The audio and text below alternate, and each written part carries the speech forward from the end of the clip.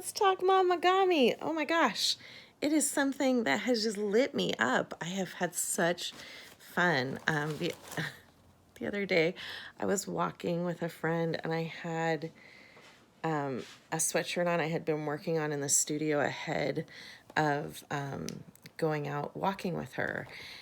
And I had two balls of paper inside of my hooded sweatshirt, and she was kind of laughing at me going, do you have like tissue in there or something? And I pulled them out and I was explaining them to her. She's like, okay. But yeah, I was just kneading paper on my walking path, and it has become something. I really enjoy it, but I want to make sure it's all glueable, especially the stuff I used just a little bit of lotion on. I really want to make sure I can glue it down. I can maybe even double back tape it down. I just want to see how it works being glued into a journal before I get too much farther. But I do have quite a few samples now. I'm not going to have any problem having a sample piece for everything I want to do with it. I haven't tried it on the jelly plate yet either. So that's my next big step after this one. But yeah, let's do some gluing into some journals and see what it looks like. Okay, I have done some more Momigami, and I wanted to kind of show you some samples, and then I wanted to glue some down. This is the ones that have that little bit of hand lotion. Oh, they still smell amazing. They smell like shea butter and almond and just delicious. And I can still feel just a little bit. It's been about a week since I did it. And I can feel just the tiniest bit of residue. So I want to see how glue will react. And I really want to see with these translucent ones, like how translucent they'll get. This is the one that actually had them glued together ahead of time. I did some stitching through it just to see how that felt. And I loved the feeling of stitching through this paper. This is one of the dry ones from the first set. Nope, it has lotion on it.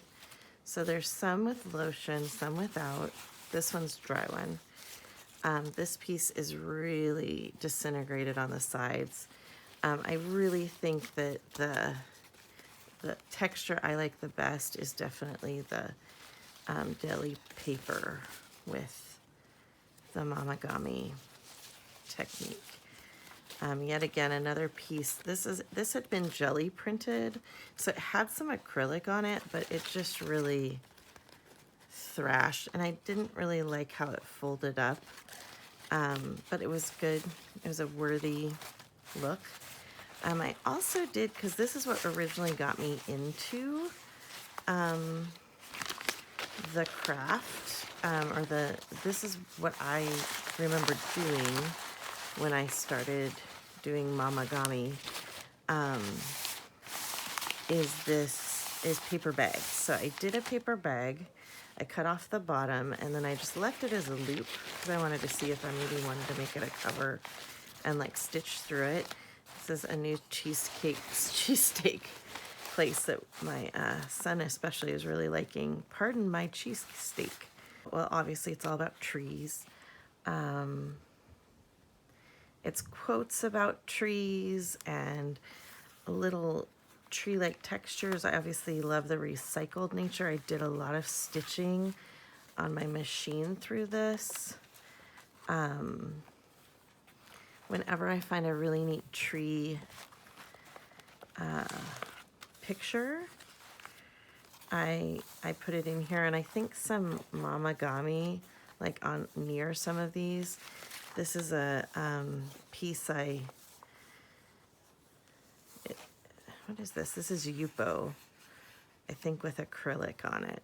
And I stitched it just directly on, and then I also put just glued down some fabric. This came to me through an art mail exchange. And this has wax on it from my very tiny dip into encaustics. This is the Elven Gate, or the Dwarven Gate, which I just love. This is another painting of mine that I took a photocopy of and put it in here. This is very meaningful to me. This is a Ram Dass quote. The quote from the Bible. And I've been wanting to make this like a door. Maybe I'll use some of the Momigami to make that a door. And then an old German book and another tree, some more tree collage. This is a picture I took in college. And I loved these trees. I wish I would have been able to figure out color, but it was a black and white class. And that was the grotto at the college I went to.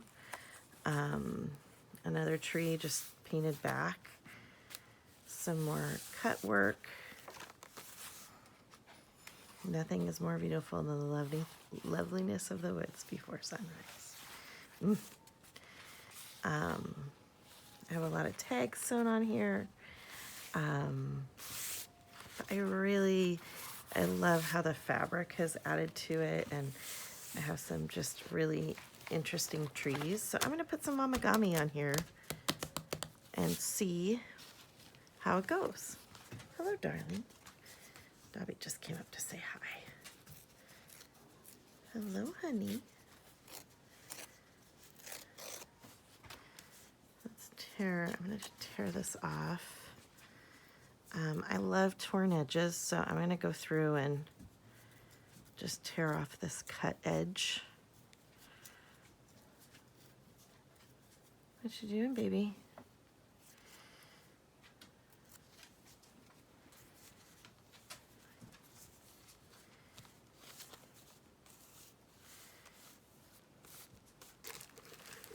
Okay. And this is just acrylic gesso with a little bit of water added to it.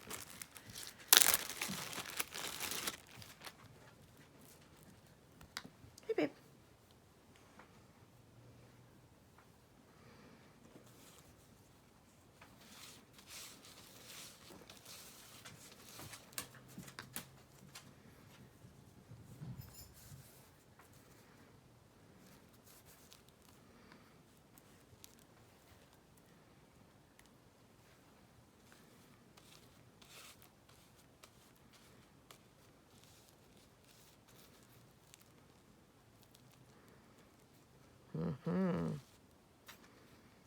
Not immediately sticking, but I might just because this glue is a little chunky. Let's see if we rub it in. Oh yeah, it feels great.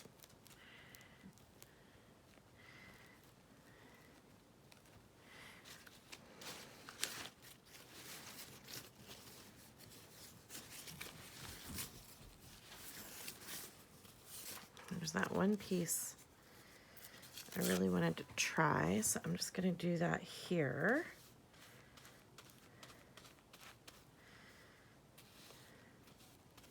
Because you definitely do need to like load it up with glue. I'll put it over both of those.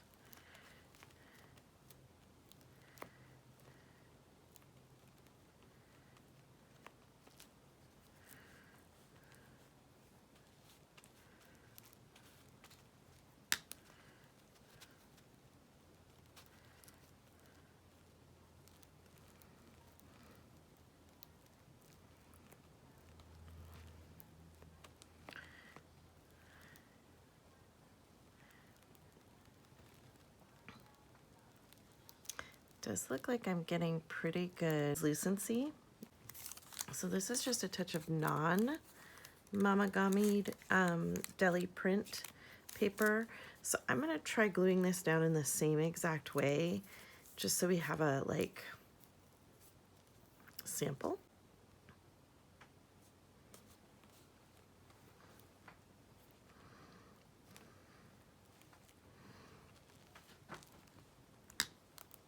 kind of follow those exact same steps to see if this technique gives me more translucency and more texture than this one with this kind of gluing method.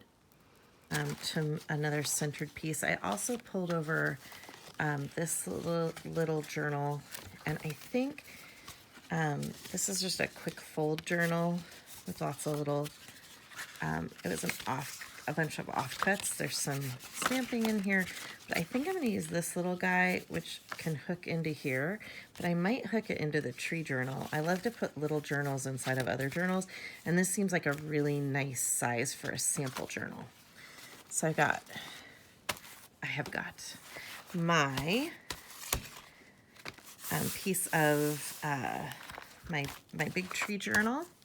Got a bunch of Momigami over here. I have that piece of green I've already laid in. Let's put a little red in this sample book, and I'm going to do this with the double-backed, and this is the Tombow double-back permanent adhesive, and this just rolls on. It usually rolls on, but did not roll onto that. So I'm going to try rolling it onto here, and then seeing how this adheres to it. Obviously, I didn't get any up there. It's the problem when you can't roll it onto the piece, is you can't necessarily gauge how big the piece is.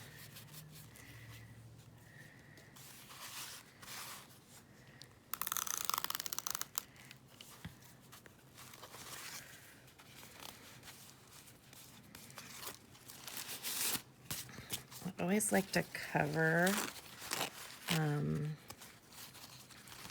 the edge of my journal. It even rips a little differently. It's so interesting. And this one I think I'm gonna glue over the top because I know I wouldn't even leave a normal piece of paper. Yeah, I don't know if that double stick tape is gonna work at all. I'm really gonna give it a good press in and some burnishing. And now I'm gonna cover this stitching with a piece of Momigami deli paper. And I'm gonna do that on this board with the Tombow Aqua Mono Glue. And because I know the edges are probably where it's gonna get the most trauma, I'm just gonna go all the way off the edge. I don't think the double stick tape is really that effective. I'm gonna flip this over and do this fun kind of edge of the stamp piece.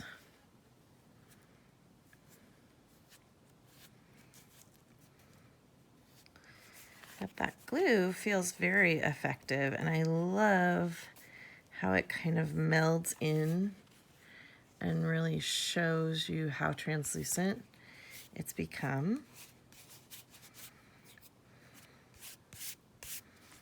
Okay, so this piece is definitely not hooked down at all. It's like, can you see how you can see where the tape is?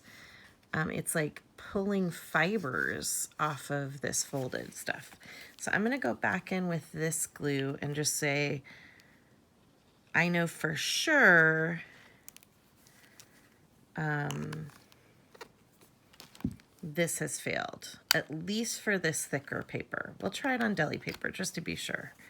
And I want to kind of show you that this stuff works great on normal deli paper. So this is normal deli paper. It's a little mushroom.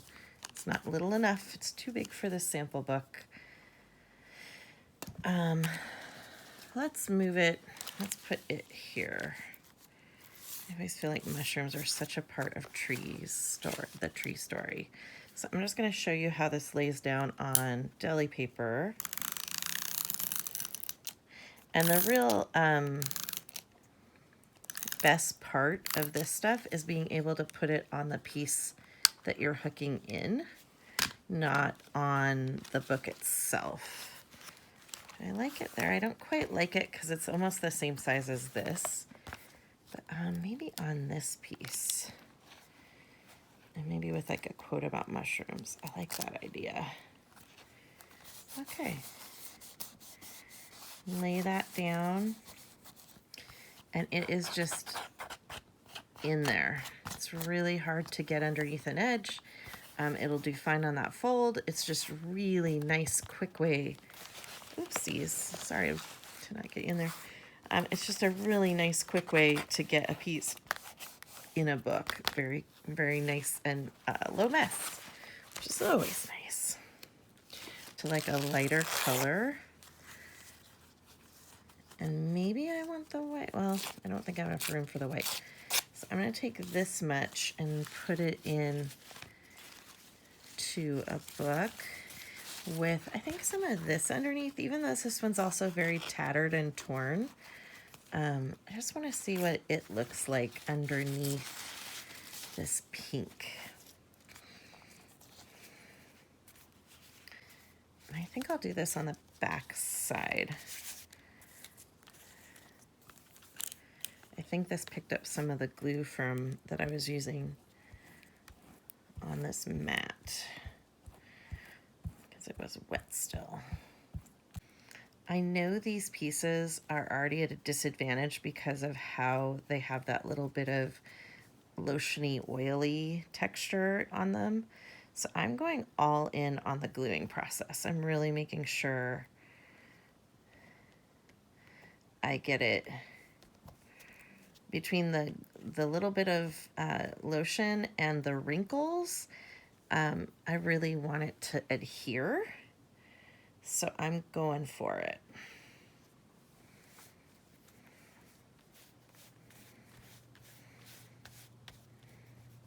I do like that little bit of green popping through. I'm just gonna pull that piece down and turn that one up.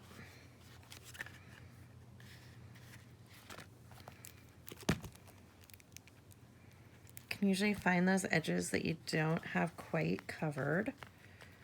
Ooh. Oh, I just really love this Momigami texture. I think I'm gonna love this. So as a sample book, this is already teaching me a lot and showing me kind of which direction I would want to use these with. It's definitely a glued down texture. I'm not even gonna mess with the double stick tape. I really like burnishing it in. There's something about really getting these little pieces and moments that feels really good. And I cannot wait to work with this. Ooh, it's exciting. Okay, let's put some more color on here. So I'm gonna take this little bit of orange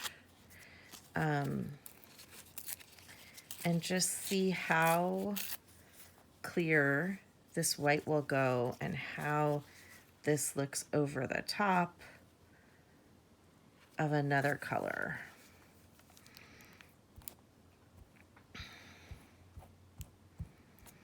Don't forget you can use either side of the deli paper if you don't like your really bright brights, which, I mean, I'm all obsessed with my bright brights, so it does not matter to me. Ooh, I don't want to go over that one little happy place I had, so I'm going to move it.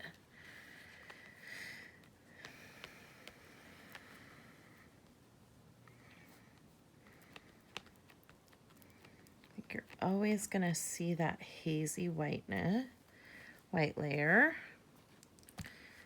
Doesn't go as clear as I'd want it. I mean, I want it to be like crystal clear, and that's not going to work with this paper, but gosh, I love this paper. Ooh. Because it's not as strong, when I was burnishing it down, I just tore it a little bit, but I don't mind that texture at all. I'm gonna leave it torn and pulled apart just a little bit. And I'm just trying to get these edges like to be best friends. Like really, really burnish the edges down. I'm liking it.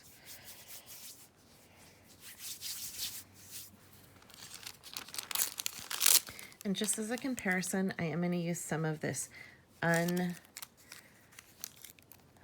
crinkled and unkneaded and lotioned paper as just a sample. And I think I'm just going to put it right here